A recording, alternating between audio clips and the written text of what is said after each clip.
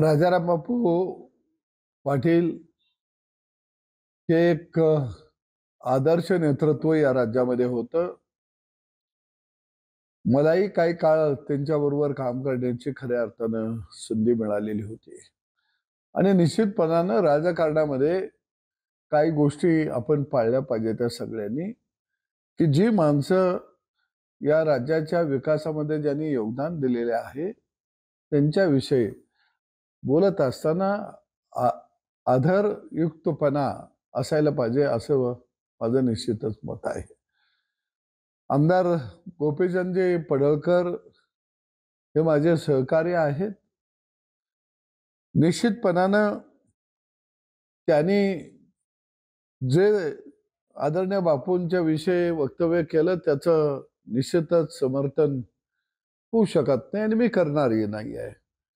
परंतु त्यांच्या बोलण्याची ही भूमिका का निर्माण झाली याच्याही कुठंतरी तळाशी मुळाशी आपल्याला निश्चितपणानं जावं लागेल. अलीकडच्या काळामध्ये राजकारणामध्ये उथळपणानं निश्चितपणानं पुढे जाण्याची मोठी शर्यत लागलेली आहे. एका बाजूला प्रस्थापित व्यवस्था ही विस्थापितांच्या विरोधामुळे कुठंतरी डळमळीत होते आहे असं एकंदरीत या राज्यातलं चित्र आहे. आणि विस्थापितांच्या लेकरा बाळांना जर तुम्ही कमी लेखलं तर ती लेकरं बाळ निश्चितपणानं आक्रमकतेनं पुढे येतात. त्याचं उदाहरण म्हणजे आमदार गोपीचंद पडळकर आहे. त्यांच्यावर तुम्ही अनेक खोटे गुन्हे घातले, अनेक खोट्या गुन्ह्यामध्ये त्याला अडकवण्याचा प्रयत्न केला.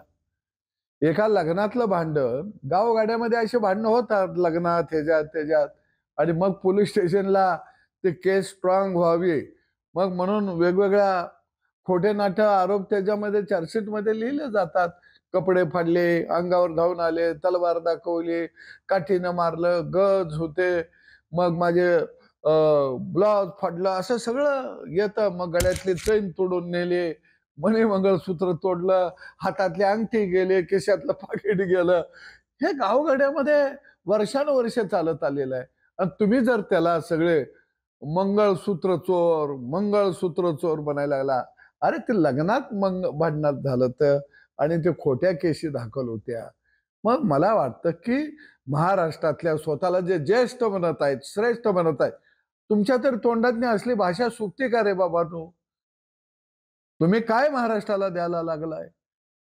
आणि म्हणून मला वाटतं आमदार गोपीचंद पडळकर यांनी सुद्धा काही गोष्टी राजकारणामध्ये पोटामध्ये घालायला शिकलं पाहिजे. सगळ्याच ओठावरती आणून निश्चितपणानं चालत नाही.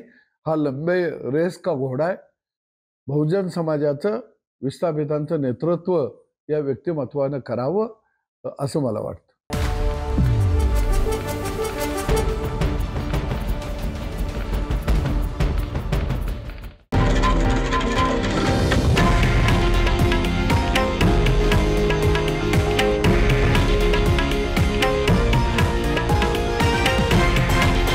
हे आहे देशातील नंबर 1 न्यूज नेटवर्क आणि आपण पाहत आहात TV9 मराठी, एकमेव.